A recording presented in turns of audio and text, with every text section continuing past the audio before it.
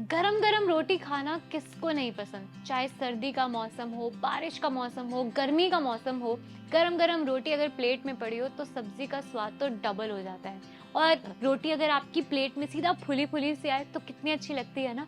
पर क्या आप जानते हैं, ये फुली हुई रोटी सीधा अगर गैस पे सिकी हो तो इससे आपके शरीर को बहुत सारे नुकसान हो सकते हैं। आज इस वीडियो में जरा हम यही जानते हैं। मेरा नाम है ध्वनि और आप देख रहे हैं एनबीटी लाइव।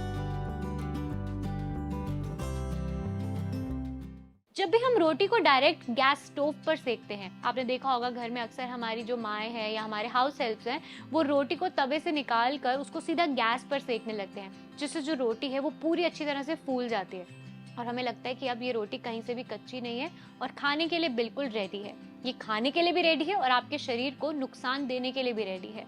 सबसे पहले जानते हैं कि सबसे पहला नुकसान ये आपके शरीर को क्या देती है। आपको बता दें, जब हम रोटी को गैस पर डायरेक्टली सेकते हैं तो इससे जितनी भी गैस के अंदर केमिकल्स होते हैं, जितने भी इसके अंदर पार्टिकल्स होते हैं, वो आपकी रोटी में चले जाते हैं, जिस वजह से ये पूरी तरह से फूल जाती है क्योंकि गैस इससे आर पार हो रही होती है।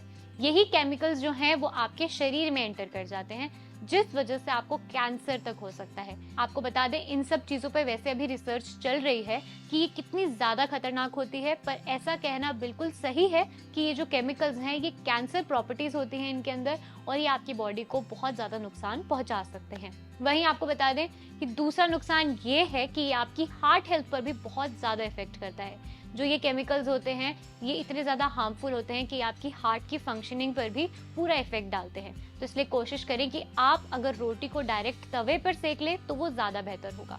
अब बात करते हैं जरा तीसरे नुकसान के बारे में।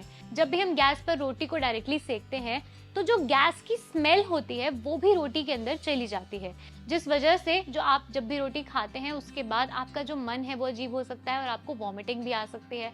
कुछ लोग होते हैं जिनकी जो सेंसेस होती है ना वो बहुत ज़्यादा सेंसिटिव होती है। जैसे अगर कमरे में किसी को बदबू नहीं आ रही है तो सबसे पहले उनको आएगी।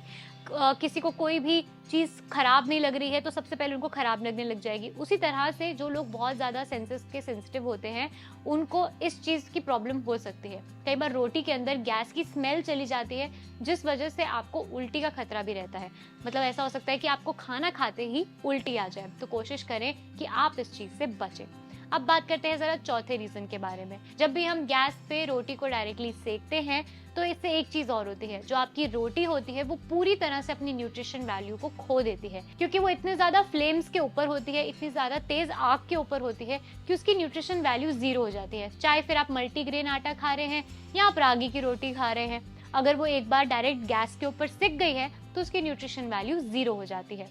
अब जरा जानते हैं कि सही तरीके से आप रोटी को कैसे सेक सकते हैं। सही तरीके से अगर आप रोटी को सेकना चाहते हैं तो आप उसको तवे के ऊपर एक कॉटन के कपड़े के साथ घुमा घुमा कर सेक सकते हैं, जिस तरह से हम मूवीज में देखते हैं या जिस तरह से गांव में रोटी को चूल्हे के ऊपर सेका जाता था। वो हमेशा तवे के ऊपर एक कपड़ा रख के रोटी के ऊपर उसको घुमा घुमा कर सेकते थे, जिस तरह से रोटी पूरी तरह से सेक भी जाती थी और आपके खाने के लिए बिल्कुल सुरक्षित रहती थी। और ऐसी रोटी का एक टेस्ट भी अलग होता है। जो तवे की रोटी होती है वो थोड़ी सी करारी हो जाती है, उस पर काले रंग के धब्बे आ जाते हैं। भाई अगर आप तवे पे रोटी सेकते हैं तो वो बहुत ही ज्यादा अच्छे कलर की होती है, ब्राउन कलर की होती है और खाने में सॉफ्ट भी होती है। आप हमें कमेंट सेक्शन में जरूर बताइएगा कि आपके घर में रोटी किस तरह से सिकती है और हमारे चैनल को जरूर सब्सक्राइब करिएगा।